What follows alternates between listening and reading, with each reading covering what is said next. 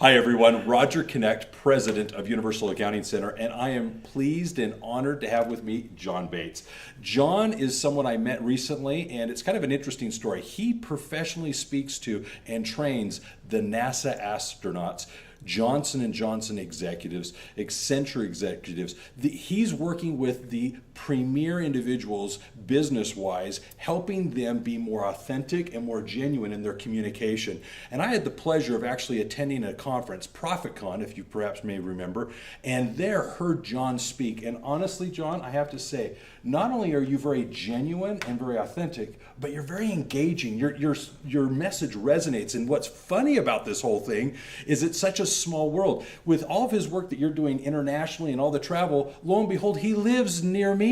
We're in the same area. This is amazing. And so I reached out to John at the event, and we just found out we're living near one another. We had an opportunity to sit down for lunch. Good barbecue. It was awesome. Wonderful barbecue. Yeah. And there, I think we connected. I would imagine that we just thought we were going to have maybe a half hour, 45-minute, hour-long get-together. My heavens, we connected, we bonded, and I felt genuinely enthralled with his personal story and thought this was a wonderful way to introduce you to John and your program and what it is as a message you have for everyone to help them be authentic in their communication. So, John, how would you like to start? I mean, what would you like to say before we start any of this? You know, I got a couple of questions for people that are listening. Okay. So my questions are, would you like to be more successful? Yes, with money, but also in your personal life, in your communications, in your attempts to influence maybe your neighborhood, your community, your spouse, your kids, whatever it is.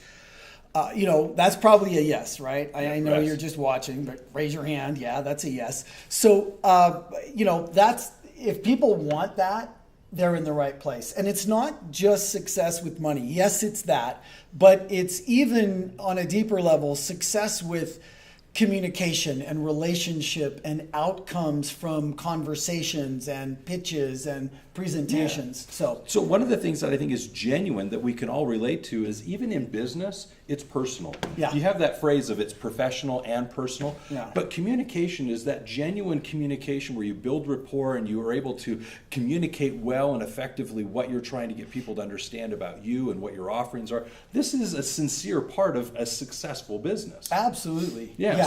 So what are you going to share with us today? What are you going to share as a story? Well, I got three things. Okay. I want to share my story. Yep. And it's not just my story about me. It's my story about how it could actually relate to you.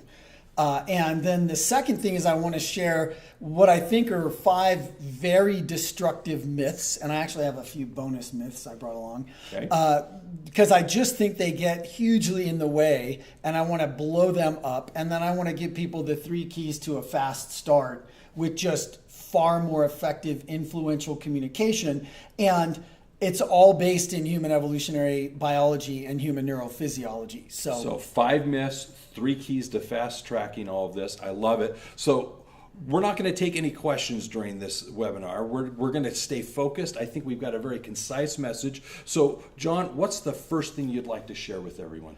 Well, I'll start with my story because I think it kind of sets us up for all the rest of it. And, I want to ask you listening to think about do you see yourself in this at all? Because I'll tell you, I had an enormous breakthrough a little while ago. And I'm going to tell you a few woven parts. Because Okay. I think, we've got entrepreneurs here with us. We've got small business owners. I think There's a few elements of this story that will resonate with people. So I have always been an early stage entrepreneur working with internet companies, internet startups, and I've always been either the founder, co-founder, or an early stage employee, raised hundreds of millions of dollars in Silicon Valley and beyond with my different teams, and I was always $50,000 in debt or more. And I had millions of dollars worth of useless stock because I was in for, winning. And Yep. So all my compensation was based on making it. And then all of a sudden, everything just dried up for me. it was about 7 years ago, so 2011, something like that. Still think I was in the tail end of the financial crisis, right? I was at the crack end. You almost made it. Yeah, and then I just got hurled, and I just gotten married, and I was more than 50 grand in debt, no income coming in. I was thinking I'll be lucky to work at Walmart. And I spent a while looking back over my life trying to figure out what I had to offer. And some soul searching. Soul searching of the deepest kind. With a new wife on the side. With a new wife, yes, who is the bomb. And she was so great with me through the whole thing. And, that just made me feel worse because I wanted to take even better care of her. And I couldn't. Because you sensed that responsibility. Oh, I sensed it hugely, And so I looked back and I realized that, I'd always been a public speaker. I was always the guy with the soft skills, jealous of the people with the hard skills. Went around feeling like I was less valuable than they were because they had the education and the hard skills versus soft skills.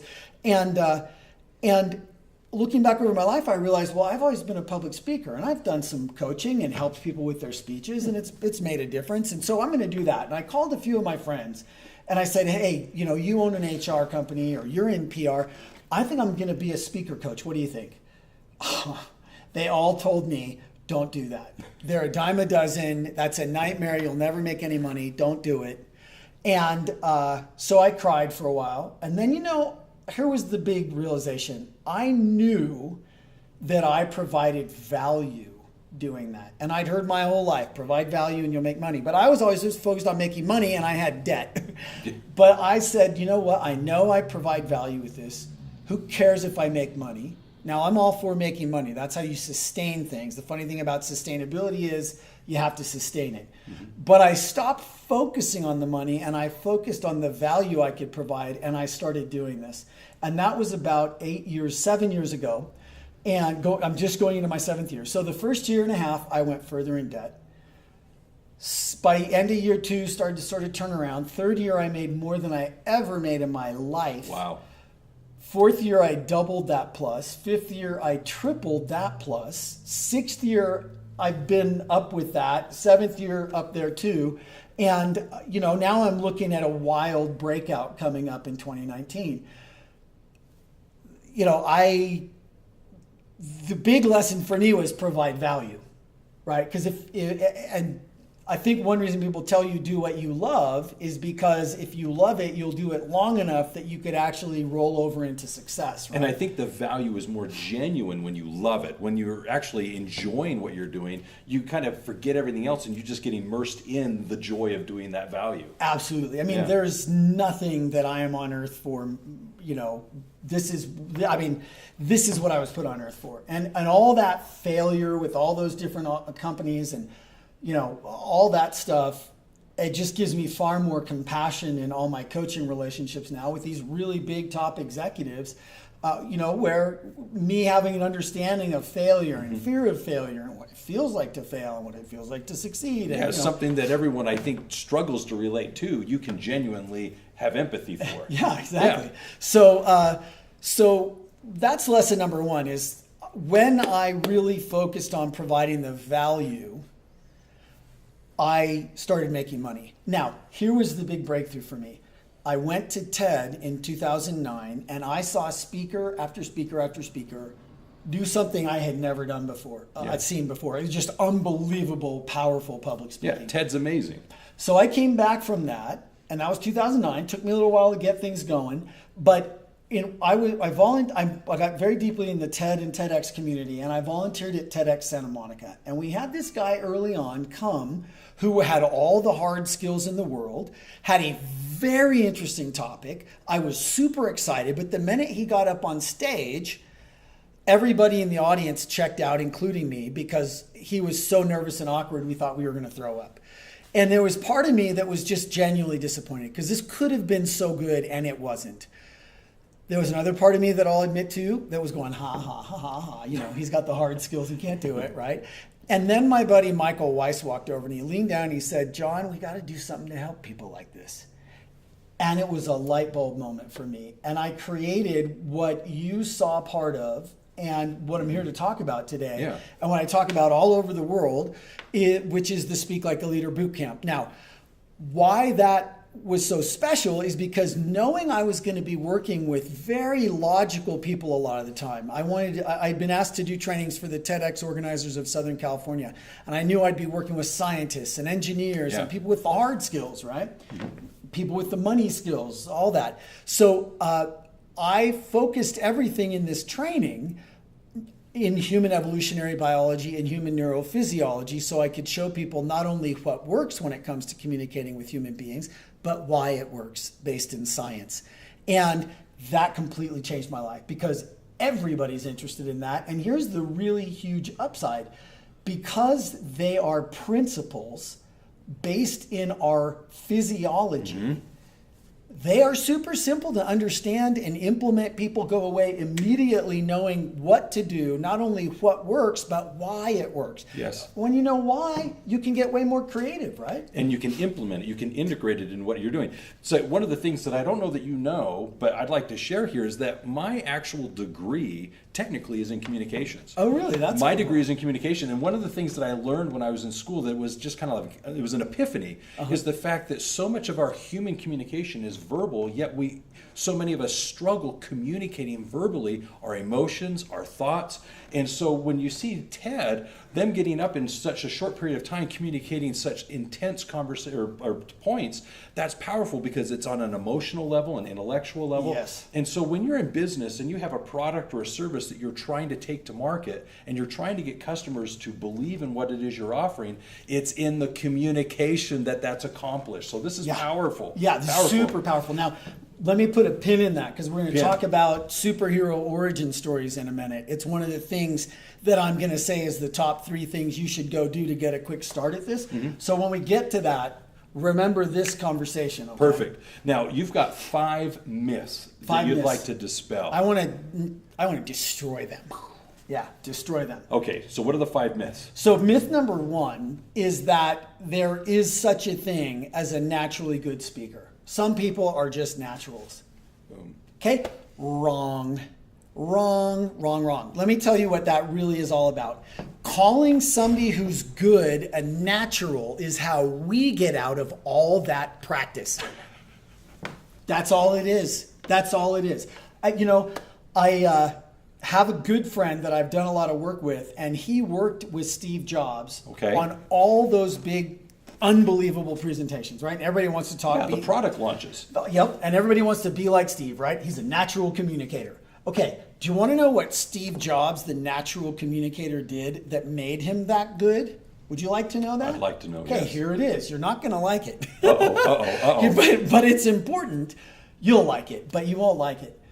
After they spent all the time it took to craft those speeches and make them freaking perfect, Steve Jobs committed to 1 hour for every minute he was going to be on stage to practice those talks. You said the word practice. You can't wing it? I used to like to wing it. Yeah. I'm good at winging it. That's why I won contests winging it, but like I got to a point in my professional life where I realized it got me uneven results, and that wasn't good enough. Yes. Then I realized if I practiced a lot, I got to a point where it looked like I practiced a lot. That's not good either. There's this place I call the Valley of Awkwardness in honor of Chris Anderson of TED. And he says that phrase too, the Valley of Awkwardness. That is the place for me where you've practiced so much that it looks like you practiced. Now to get across that valley, more practice. That's all it takes. Yeah. And you hit a point where you practiced so much, it looks like you didn't practice at all. And that's the goal. So it's that chasm between practicing so much that it appears robotic and systemic to the point where you're so good it's now natural and comfortable and flowing. Exactly. Now, don't let me scare you because it's much easier than that makes it sound, but I'll tell you what, it's not as easy as just getting up and winging it. Sorry. If you want to be really good at this, it will take something.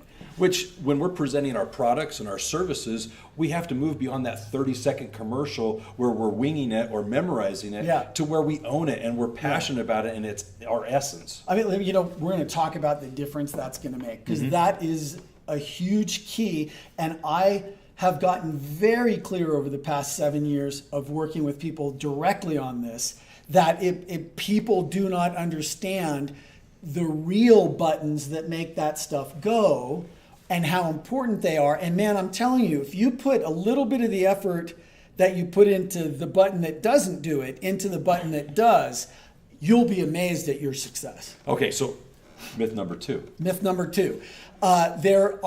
So I'm too scared to be a good speaker. Okay, here's the thing. Scared is good. It's dangerous to get noticed. Public speaking gets you noticed. Jesus, Joan of Arc, Martin Luther King, John F. Kennedy, the list goes on. Right? So here's the thing. It's not that you're not going to be scared. I'm scared. Les Brown, the most famous public speaker in the world, would sweat his entire suit out if he didn't have towels in there before he went out on stage. It's not that you won't be scared. It's that you're going to do something very courageous. I'm not interested in fearless. That gets you killed. But courageous, that's having your fear and doing it anyway. Now, I'm going to give you a bonus in this conversation that will make the biggest difference in your life about getting over your fear. But for right now, I'm just going to say, if you think you can't be a great speaker because you're too scared, think again. The greatest speakers in the world are still terrified. I think it's the fact that they're vulnerable and they're relatable. Yeah. If you get too perfect, all of a sudden someone just can't identify with you. No, yeah. Yeah, and what you want is people to say, I can relate and I can apply what I'm hearing in my own life. That's powerful. That is the power. Yeah. Okay, number 3. Number 3. So number 3 is I have to be a great speaker to do this right. Okay, like you just said, couldn't be more wrong. That person who sounds like the radio voice and they're always so perfect on stage and they never ever, right? Like that person and they are not very influential. You don't have to be a phenomenal speaker to be an unbelievably powerful influencer. Oh, I love that. I love that. Okay, yes. Good. Yeah, the fact that we're trying to influence and be relatable, that's huge. Exactly. Because at the end of the day, that's what it's all about. We're always trying to influence each other, and that's good. Yeah. The dark side of influence is manipulation. We're not talking about that. We're talking about influence, and you're always out to influence people. Where are we going to go for dinner tonight? If you want sushi, you're going to try and influence them into it. I'm going to help you with that.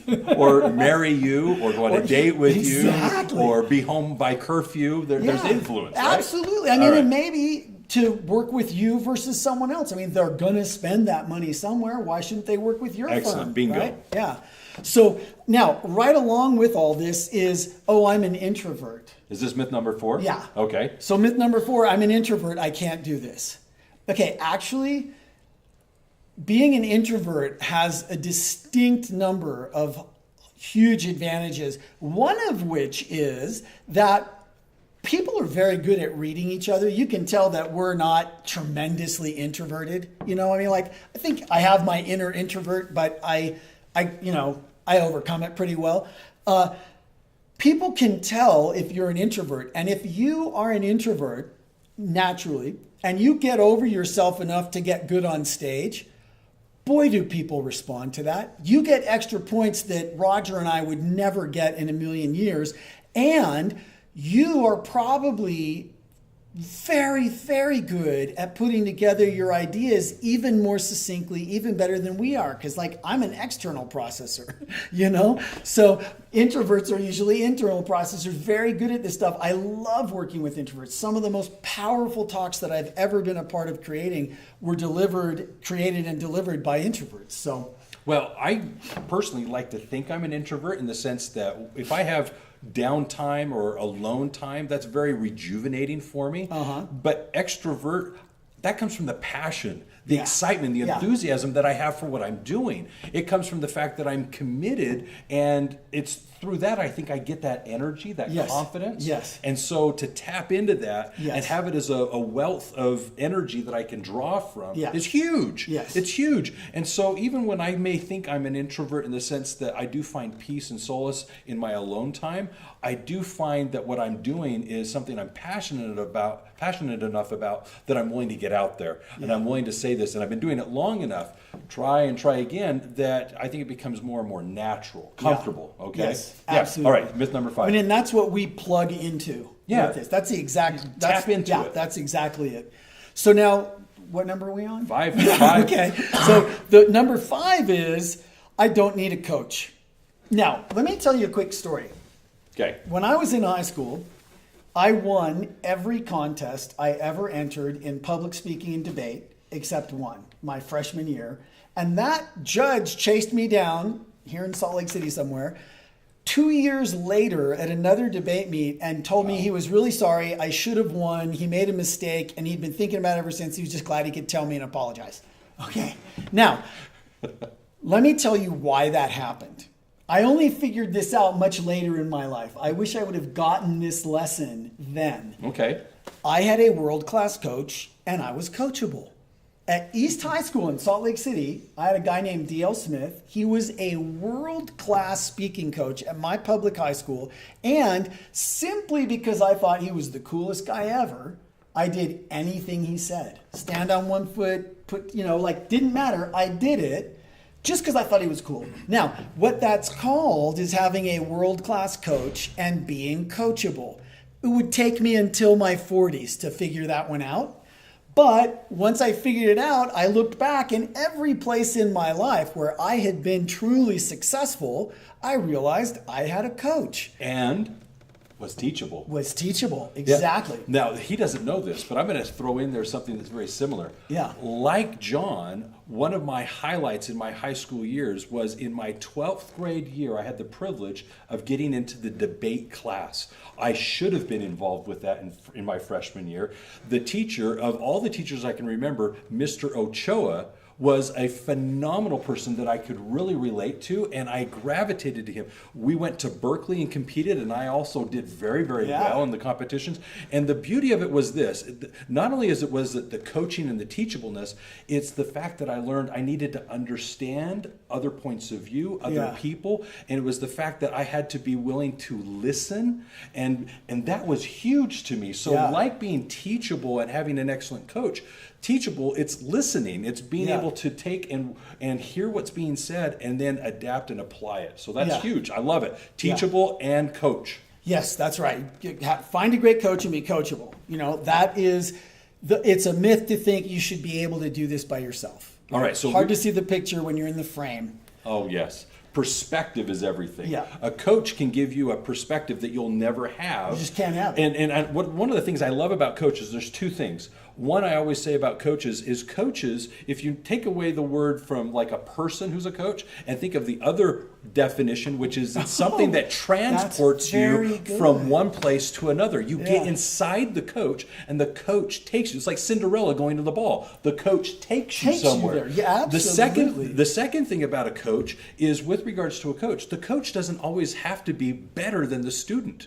Sometimes it's merely the perspective that they bring to the table that enables the student to excel where they couldn't otherwise excel. If Tiger Woods' coaches could beat him, they would be.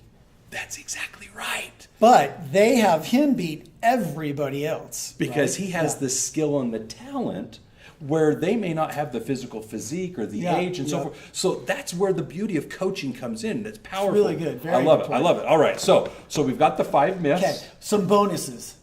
Good for bonuses? I love bonuses. Okay, Throw 'em number in there. 1, logic should win. If I have the best business plan, if I have the best offer, if I have the best idea, okay, now look, I'll admit, if there was any place where we could actually have a should world, I would think that's probably true too. It should win, but it doesn't in our world. Logic by itself does not win in our world. I like to tell people logic is necessary, but it is not sufficient. Oh, love that. Necessary but not sufficient. How often do we put together the best package or product or service and assume by going to market it's just going to resonate? How often we assume that we're going to make the best meal and then the people don't like the food that we prepare? I mean, example after example logic tells us, but there's so much more to it. So well said. Yeah, I like and that. think of it. I would rather go to a restaurant with a great story and some ambiance and some fun than go to a sterile place and have a technically better meal. No.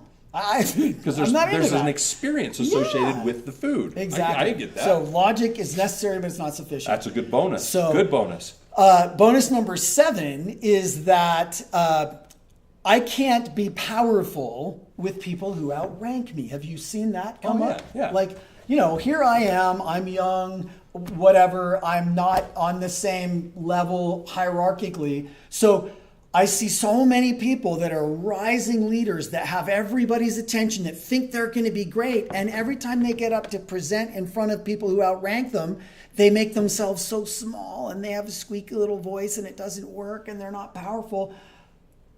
That's not who they're going to hire or give a raise to or promote or, right? And it is a myth to think that you can't be powerful in front of people who wildly outrank you. I'm going to go hang out with Richard Branson in a few months. I'm not going to I'm going to jump in there, man. Like, if there's anybody that outranks me, that's him, but I'm going to go give it my all and hang out with him. So it's a myth to think that you can't be powerful presenting to the people that far outrank you. And here's the worst part about it. It's kind of an unconscious myth. Oh, yeah. People don't go in and do this consciously. But to get conscious of it and then to get some techniques to just blow that out of the water is really powerful. So to add to that, my wife's uncle happened to be the president of Toshiba, one of 4 presidents of the company Toshiba. And it was amazing because before meeting him, you just build up in your mind who this individual is. Yeah. Well, I'm sure you can relate to the fact that when you go to the person's house and you sit down and you have dinner with them, you break bread, and then you stay over at the house, you come to learn, he puts on his pants the same way I do, one leg at a time. Yep. He actually has these interests and quirks. He's a genuine human being. And one of the things that's fascinating to me is since then I've met millionaire after millionaire, billionaire, and all of a sudden you start to realize they're down-to-earth, wonderful human beings. Yeah. And oftentimes I have yet to experience where they have put me in my place. Oh, no, that's the point. Absolutely. No, I think there are people out there. There's a small subset of people out there who make money being creeps. That's true. Mm-hmm. But I think the vast majority of people who really make it big, they make it big because they're good with people and they've got a long-term view and a prosperity mindset and really great people to be around. My friend Eckert Vincent, who is a Dutch billionaire, multi-billionaire, sweetest guy ever. Yeah. Just unbelievable sweetheart. The posturing and positioning, especially in a social setting, just oftentimes doesn't exist in these situations. Nah. And so that's beautiful. Yeah. That's an excellent bonus. I'm glad you shared that. Do you have any others? Yes. Let's see.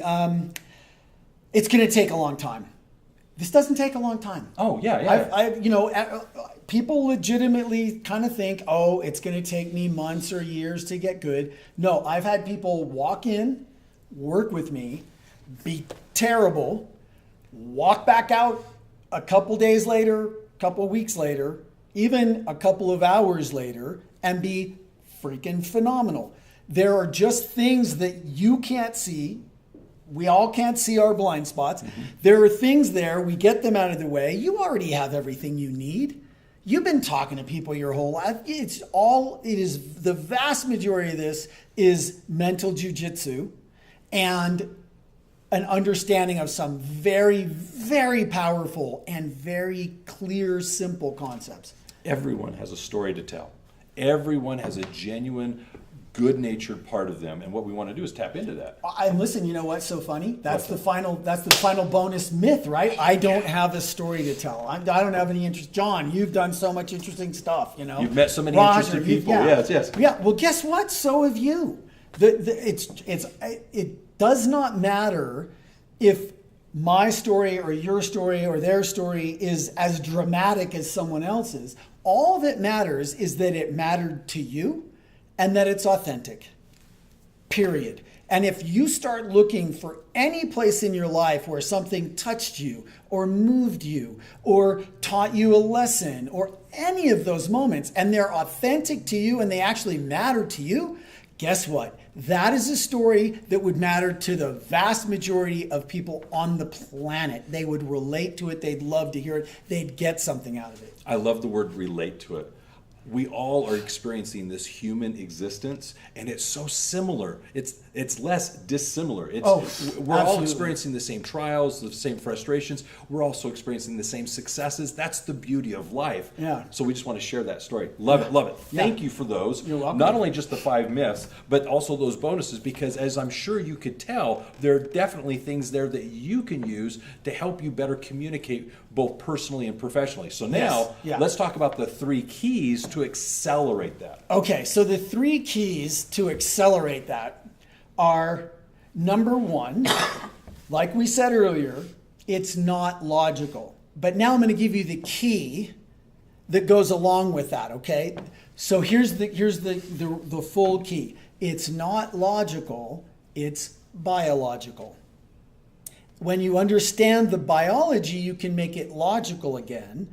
But if you go in thinking that logic by itself will win, you will never be as effective as you could be if you understood that it's logic along with the biology.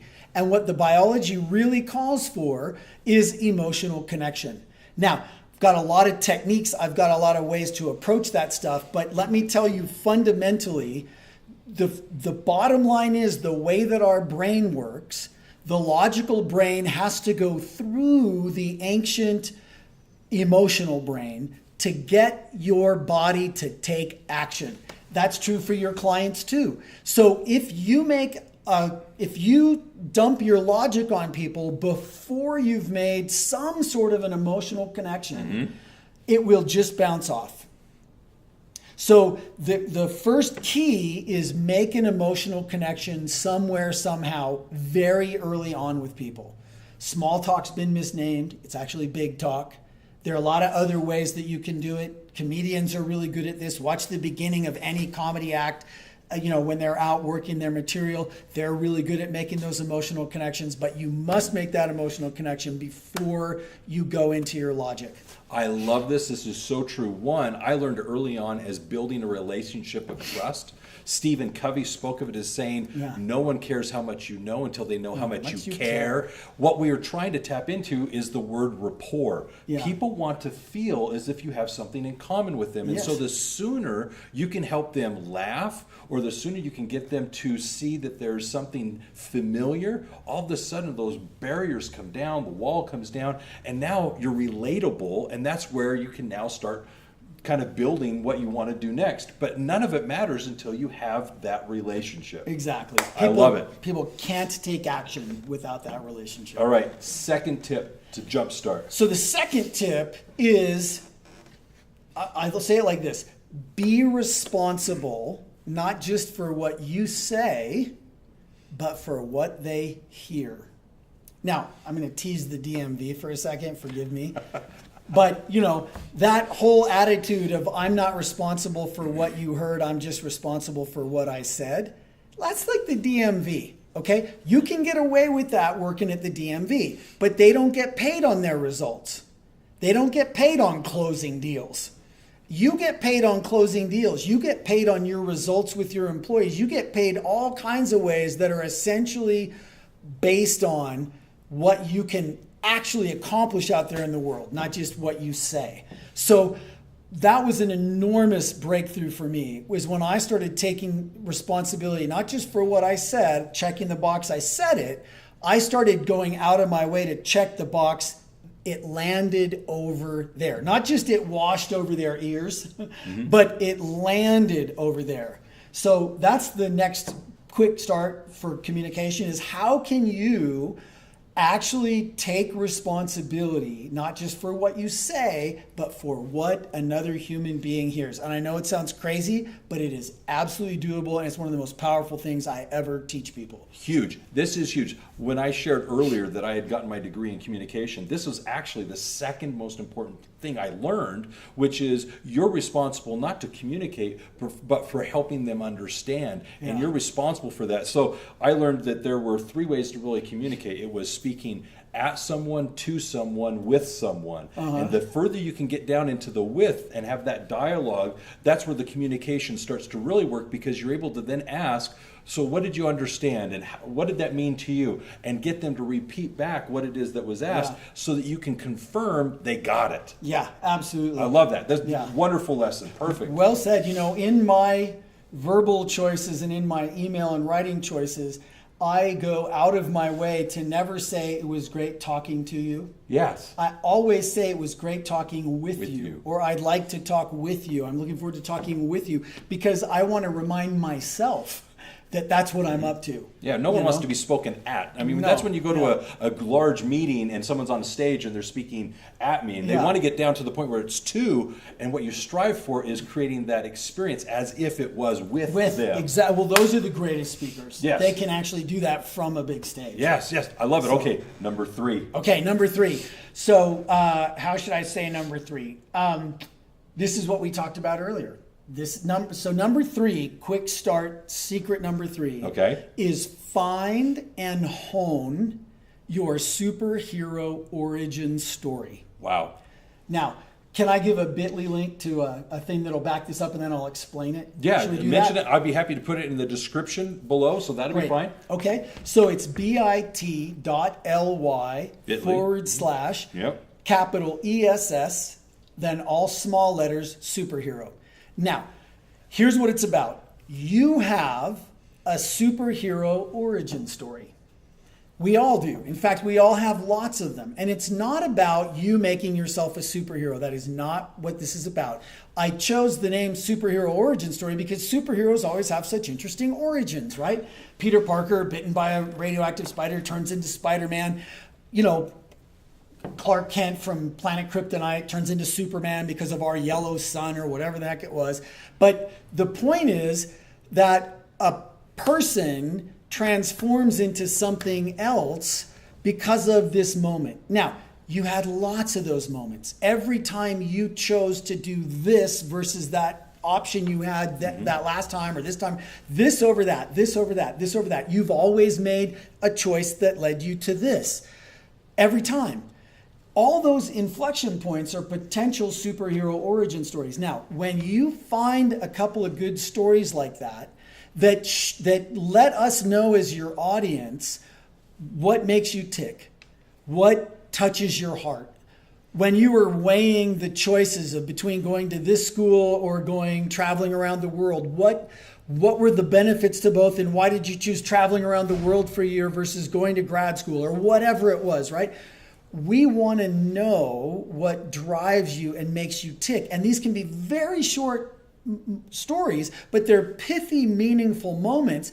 And when we hear one of those, if you tell it right, you share it with us, you get the right things into that story, we immediately connect with you. And if you tell these things right, which is authentically, then of course we're going to fall in love with you because you picked this over anything else you could do, and now you're going to do that for me, and this is what you want to do more than anything.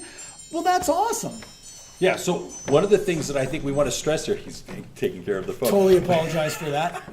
So one of the things I want to stress here is the fact that those pivotal moments that we each have in our lives are where we have choices to make. Yes. And all of a sudden, it's that point of, okay, I have to make a conscious decision here, which path I'm going to go on. And what's amazing is everyone's interested in how you came to that decision and why you didn't go this way, but you chose this way. That's a story that people want to hear because they also have in their own lives those moments where they had to decide, do I do this or this? Do I marry this person or this person? Yeah. Do I do this job or this job? Do I take this career or this career? I mean, all those, these are choices that now 40 years down the line have impacted our lives because of the people we've associated with, the careers we've chosen, and what we want is we want to identify with that story. Yeah. I love this. It's beautiful. Now, you know, if you think about it, that moment when Michael Weiss walked over to me as I was going, ha, ha, ha, ha, ha, and, you know, and furthering my own little feud with people with the hard skills,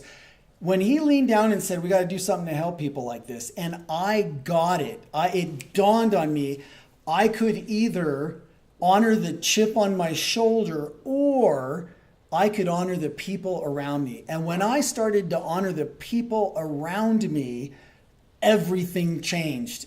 Everything changed. That's one of those moments. I could have just said, nah, but no, man, that was like gold from heaven to me. What's John sharing here is the fact that he got to the point, you remember where you were talking about value, you got to the point where you were willing to elevate everyone above you. You were able to say, you know what, you have something. Let me help you share that message. Let me help you share that message. Let me help you share that message. And all of a sudden, people then in turn turned around and said, thank you. Yeah. And it was with a monetary reward. Well, and Roger, I got to tell you, because my monkey mind still gets me once in a while. Like, the monkey mind knows exactly where to stick the knife in just to really make it hurt. And so every once in a while, it'll stab me with the whole thing. You're not doing the research. You're not solving cancer. You're not changing the world. You're just helping the people that are. And I'm like, for a minute, it makes me feel really bad. And then I say, you know what? If that's what I'm here for, if all I get to do is assist the people who make the difference, good enough for me. Yeah, well, behind every great person is a great coach. Yeah. There you go. There's your anthem. Yeah. So there you go. I love it. All right, so did we do the three? I think we did the that three. Was the three That's keys. the three keys. Okay, so now let me think. Did I have I think I got a huge bonus. Bonus. Here it is. You want Okay. a bonus? So we got the 5 myths, bonuses, 3 keys, now bonuses. Okay, One more bonus. Okay, free fish.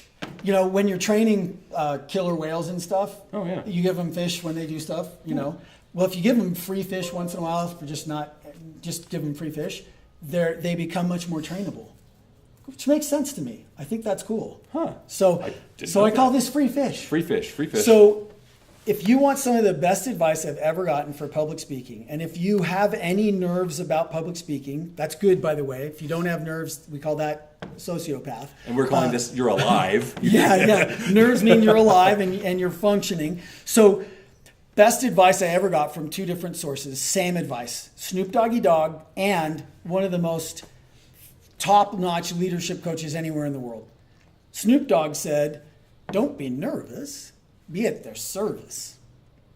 Now that's freaking brilliant right there. Don't be nervous, be at their service. Candace said, John, if you get up on stage and you have your attention on yourself, then you have your attention on a minor ball of petty concerns that's of no real interest to anyone but you.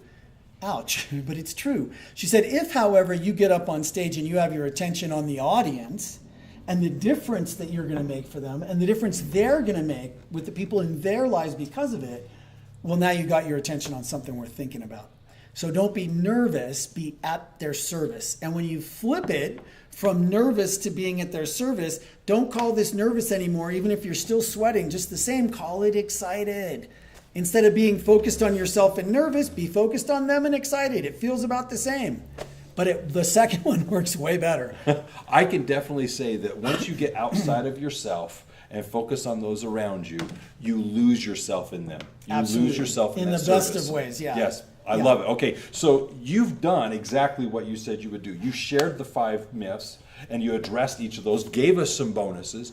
You shared the 3 accelerators, those key things that we can do to get a jump start on all this, plus an additional one, that being in service. You've knocked it out of the park with this. So the question I have is, what more would you like to add?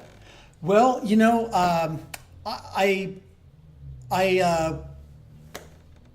just want people to know that I think that people are up to really big things. And I know what that feels like. And I also know what it's like to have something in the way of that.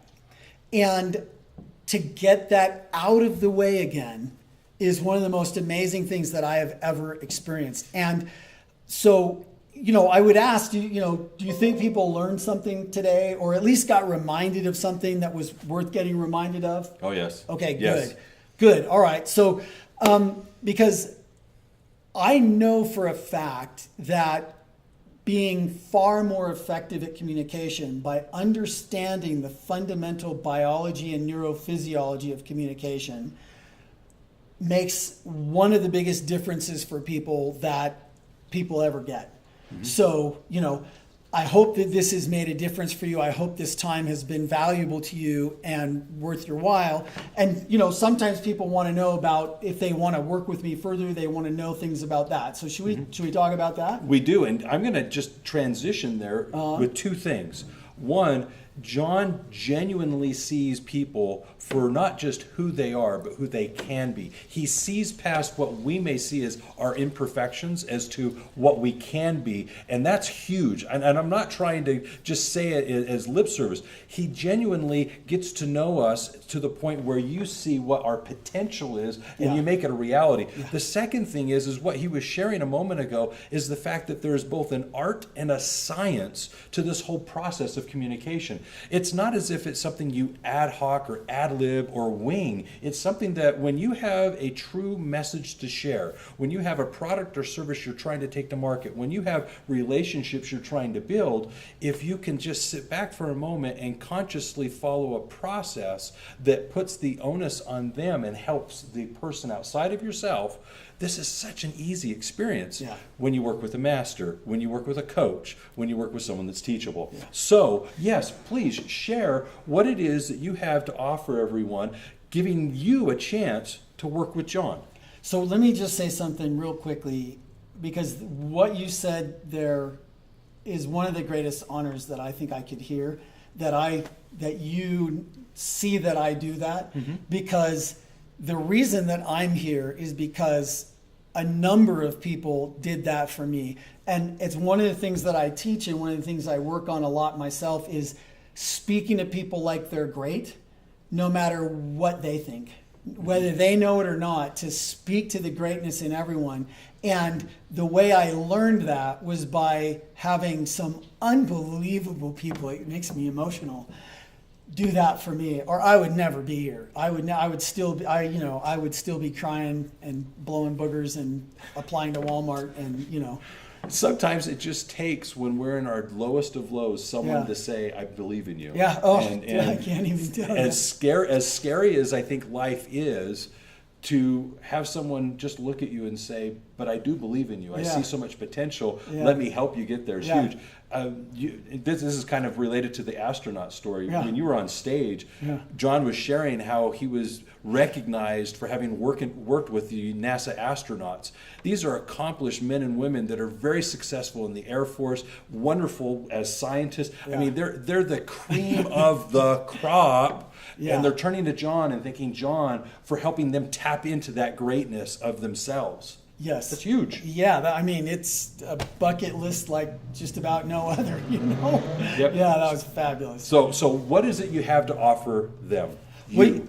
So here's what I did, because it's you, and because I really, really appreciate you, and we've gotten close, and I just appreciate everything you do for me. So I want to pass that on to the people that matter to you.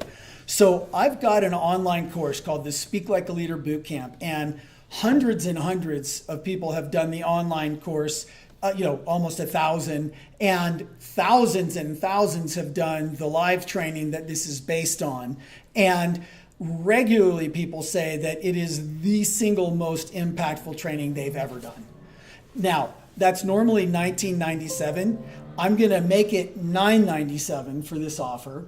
And I want to throw in some bonuses, because I want to just make this absolutely a no-brainer, because I know the difference that it'll make for you if you actually do it. So bonus number one is it normally would be $1,500 by itself. It's a 26-week micro learning course that will come either to your email or your cell phone or both.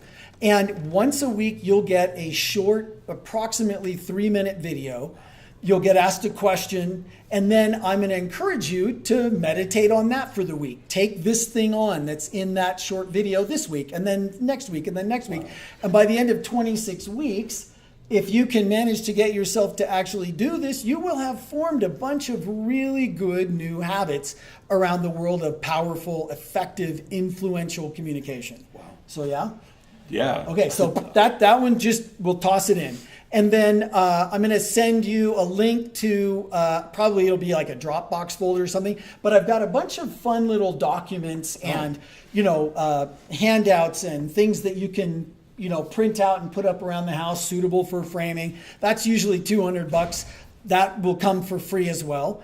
And then the big daddy bonus of it all is that I am going to give people 4 webinar sessions with the group to get actual feedback from me. Now, here's the best way to do this. Get the course, start the course, finish it within a week of starting. It's 12 units. It's about 3 hours of video. They're very short, get super high feedback ratings, and finish that within the week.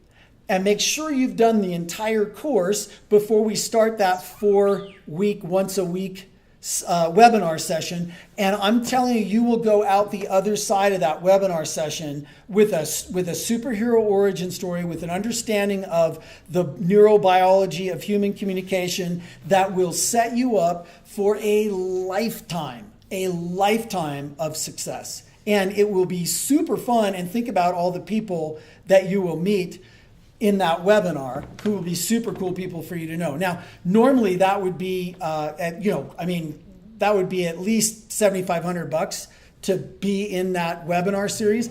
I'm going to toss that in for free too. So we're looking at over $11,000, almost $12,000 worth of value, and it's all for $997 because of this guy, and because I would love to meet you and make a difference for you.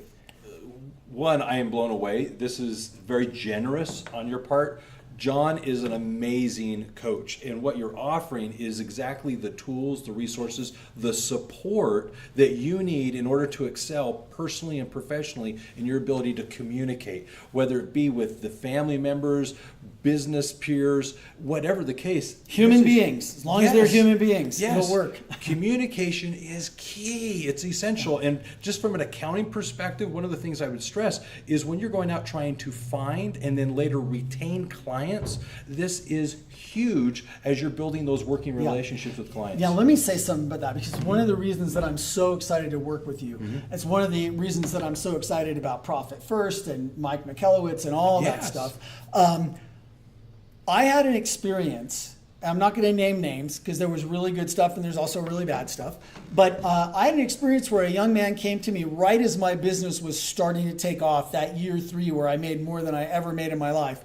And he said, John, I noticed your business is really taking off. Do you have anyone doing your accounting? And I was like, no, it's a hot mess. And I just kind of, wing it. And he said, well, could I help you with that? So he came on and he helped me with that. And it took a really long time to untangle all my stuff. But I got to tell you, the peace of mind that it provides is unbelievable. And here's the thing that I don't think everybody who's in accounting understands. Most human beings' relationship with money is very young. It's a little bit from the point of view, like unless they've really evolved themselves, it's a lack conversation. It's a not abundance conversation. It's one of the core things that people are worried about and scared of. So if you can connect with your clients emotionally, put them at ease, give them what they need, relate to money in a way that grounds them and brings them back down to earth versus amping them up even further. Oh my gosh, the value you provide, because fundamentally you are access to everything else they want, because they're going to have to get that with money. So, that's the other reason I'm so excited about this offer. It's why I'm so excited to work with you, is because the thing that you do is one of the most important, most fundamental pieces of existence in our world. And that's huge. You are a testament as a business owner to the value and the difference you make as accounting professional. That's for sure. That's what you're hearing from your clients when you act as a profit and growth expert. That's so right. Take advantage of this. I invite you to really seize the moment here and literally change your life. I feel for the better as you're able to work with John, as you're able to implement these things in your life to better communicate with confidence and with competence. So all that being said, John, thank you for this. Yeah, you're super welcome. The conversation was amazing. I can't say enough for just the dialogue. I trust you can see this is just fun. We definitely enjoy ourselves. But at here. the same time, thank you for the offer. Yeah, you're super It's welcome. very genuine. You're It's very welcome. And so just understand this. If it's about accounting, it's universal. If it's about business, it's universal. We are here to help you excel and exceed and get paid what you're worth. So thank you for being here. And John, thank you very much. You're very This is welcome. awesome. You're Take welcome. care, you guys. See you later. Bye-bye.